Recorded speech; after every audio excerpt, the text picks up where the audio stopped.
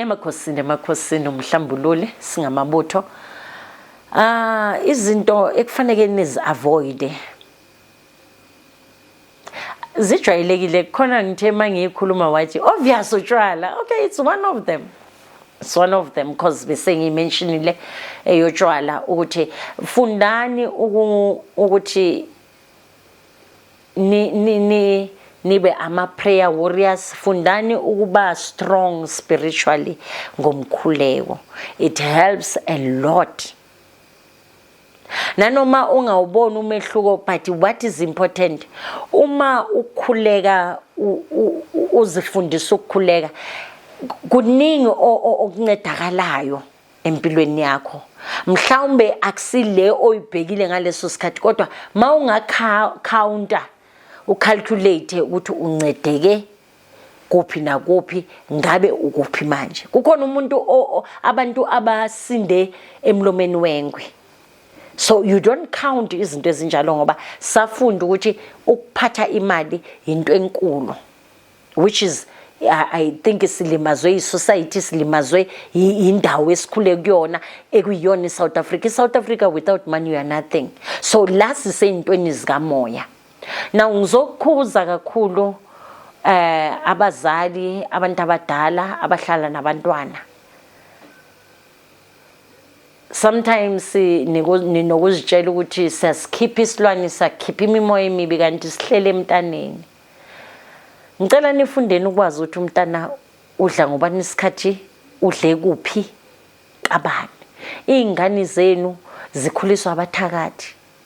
Izingane zenu zifaka izilwane ukuze isilwane sizobhoka la endlini.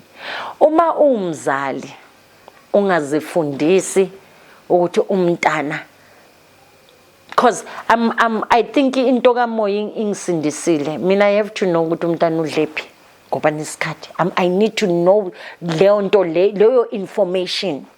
Kodwa mina umthetho wami ukuthi you don't eat noma kuphi.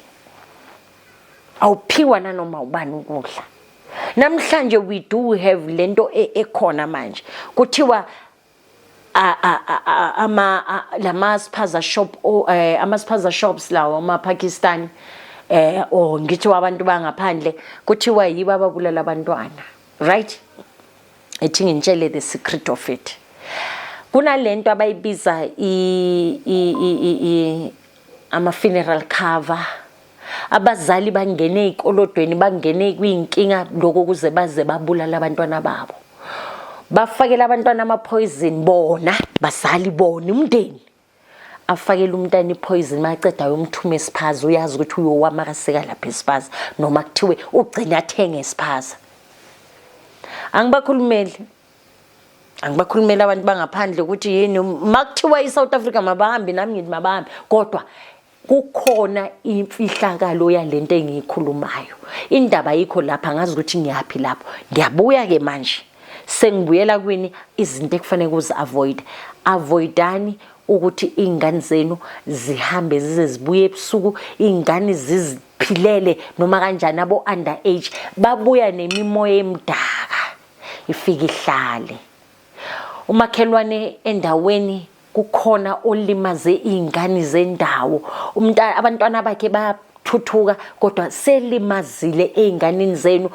Lo moya ukwazi ukungena nasekhaya. You will think ukuthi unomntana kanti unesilwane. So avoidani leyo nto leyo. Eyiphi futhi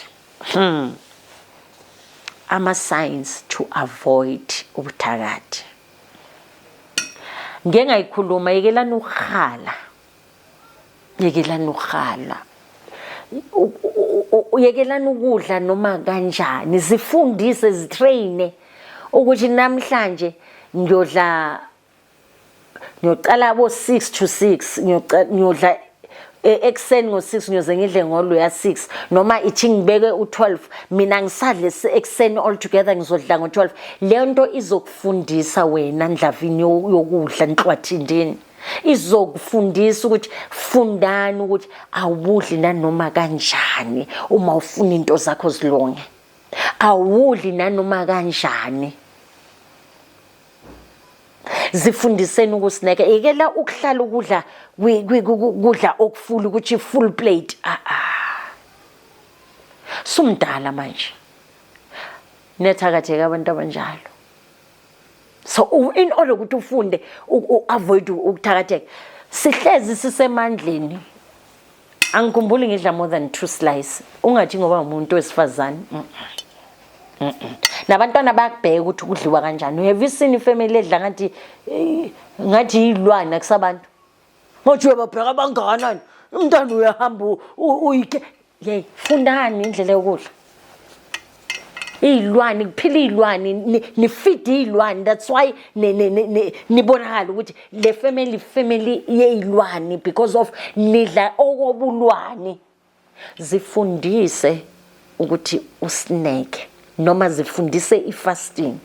Ithumbu liyafunda ukuthi manje siyaqala liyaroleka because of yini esibulalayo masiloku sihlezi sisenzilweni sifastile sibophe ibhandi ngokudla. It's because of now senzelana ukuthi ithumbu likwazi ukuthi likwazi ukuthatha ukudla okuncane. Now uyazifundisa ukubulalisa indlala umoya umubi ohlala esisweni sakho. Uma umoya omubi uhlele esiswini sakho uyakwazi ukuthi uzifita from kwi-sex, izifide from kukudla okudlayo, utshwala. Ingakho uzibuza ukuthi ithumbu lalo muntu lingakanani okwazi ukuphuza 12 kgs, okwazi ukuphuza ibhodlela lonke. Uyazibuza because of now we are feeding this spiritual man. Because what I know, a good spiritual man, a holy spiritual man mayihleli kuwe iyona ekhethelayo kunento yokuthi manje masozijwayezile ifasting by the time udla into wrong yakutshela uzovuka ugabha uthanda ungathandi. So kuyakufundisa lokho. So yekelani ukudla okwezinja akukho right ngokamoya. Kukhona abantu uzicompare makube wena unemali yokuthenga noma yini. It's not about money ukuthi you can afford ukudla into enje.